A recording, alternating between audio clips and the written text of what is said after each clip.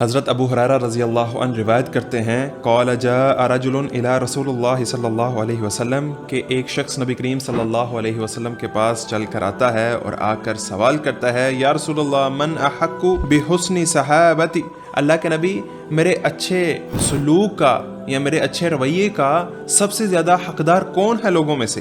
تو آپ صلی اللہ علیہ وسلم ارشاد فرماتے ہیں قال امک، تمہاری ماں۔ وہ پوچھتے ہیں یا رسول اللہ ثم من، اس کے بعد؟ پھر آپ صلی اللہ علیہ وسلم جواب دیتے ہیں تمہاری ماں۔ وہ پوچھتے ہیں یا رسول اللہ اس کے بعد؟ پھر آپ صلی اللہ علیہ وسلم یہی جواب دیتے ہیں تمہاری ماں۔ 3 مرتبہ اللہ کے نبی صلی اللہ علیہ وسلم انہیں یہی کہتے ہیں تمہاری ماں، تمہاری ماں، تمہاری ماں۔ اور جب چوتھی مرتبہ وہ پوچھتے ہیں ثم من، اللہ کے نبی اس کے بعد؟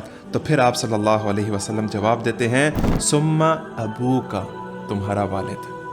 اللہ اکبر و کبیرہ، کس قدر فضیلت ہے، کس قدر درجہ ہے والدین کا۔ تو جن کے والدین حیات ہیں میں ان سے یہی ریکویسٹ کروں گا کہ اپنے والدین کی زیادہ سے زیادہ خدمت کریں۔